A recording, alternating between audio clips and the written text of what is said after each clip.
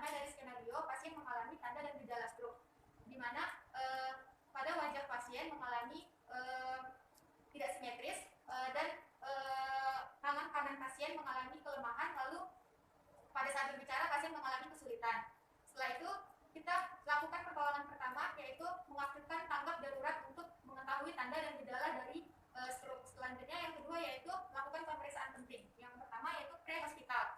Kita lihat pre-hospital yaitu phase, kita lihat wajah pasien simetris atau tidak. Lalu yang kedua itu R atau dengan pasien kita lihat apakah mengalami kelemahan atau tidak. Selanjutnya yaitu speech, berbicara pasien sulit atau tidak, atau mengalami gangguan.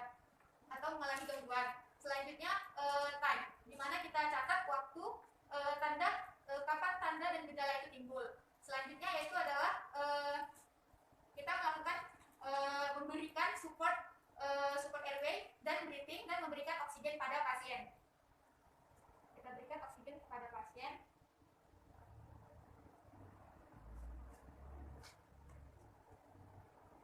Setelah memberikan oksigen kepada pasien, lalu kita cek gula darah pasien. Setelah kita cek gula darah pasien, lalu kita lakukan penanganan triase stroke. Setelah itu kita lakukan art hospital. Selanjutnya yaitu pemeriksaan stabilisasi pasien kurang dari 10 menit. Yang pertama kita cek tanda-tanda vital pasien bersamaan dengan airway, breathing, dan circulation pasien. Setelah itu kita berikan cairan infus intravena kepada pasien. Setelah itu kita berikan EKG pada pasien 12 lab. Selanjutnya kita lakukan pemeriksaan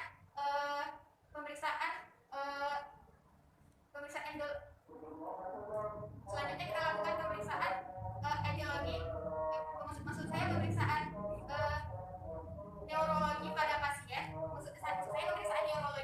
pasien. Setelah itu pemeriksaan kompleks neurologi pada pasien. Selanjutnya kita lakukan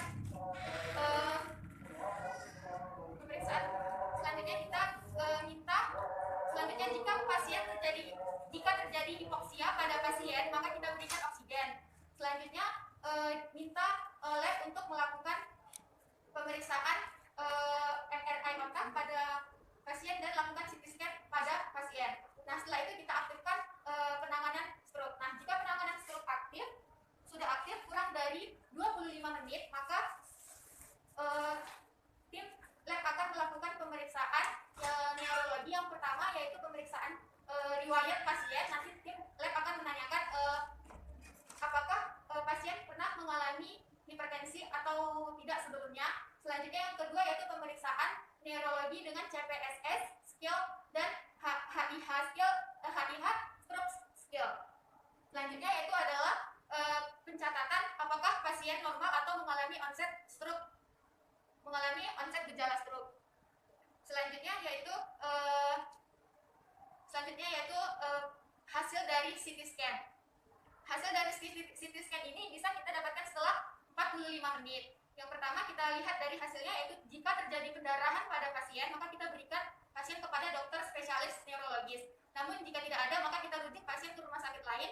Lalu jika ada ruangan ICU, maka kita lakukan pertolongan hemoragik pada pasien. Lalu yang selanjutnya jika tidak terdapat pendarahan pada pasien, maka kita berikan pasien terapi hibrinolitik.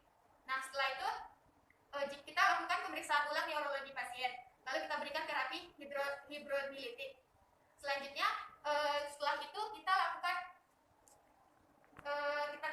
setelah kita lakukan terapi, kita cek apakah pasien mengaju ke arah normal atau tidak. Jika tidak, maka kita lakukan pengenceran darah pada pasien dengan memberikan aspirin.